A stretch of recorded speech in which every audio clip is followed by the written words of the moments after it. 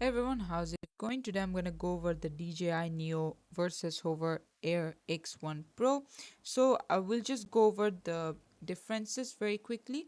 So for the camera and video quality, DJI Neo it captures 4K footage at 30 FPS, and the X1 Pro will record in 4K at 60 FPS. So obviously it has like a difference of 30 FPS, which is a bit more.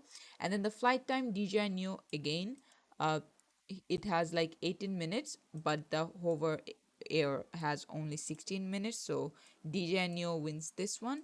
And then stabilization, your DJI Neo it comes with only single axis, but the hover air drone they have like a two axis, so it's more steady. So DJI Neo it has simpler controls, so basically it's designed for beginners, but the hover air they are better for like more experienced drone operators. So let's say you don't have any experience and this is your first time, obviously I would say choose the DJI Neo. But if you uh, still feel like you want to go for more, then obviously the hover air is your option. However, the thing is that the DJI Neo it's just 199, so $200, right? But the Hover Air X1 Pro is at 429.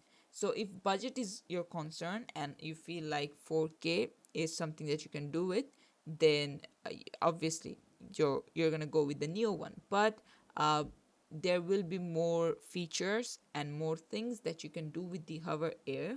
And if you really have the budget and it won't affect anything, then the Hover Air Pro X1 Pro obviously wins this one. And this is it for the video. Thanks for watching. Please leave a like and subscribe for more tutorials like this, and I'll see you guys in the next one.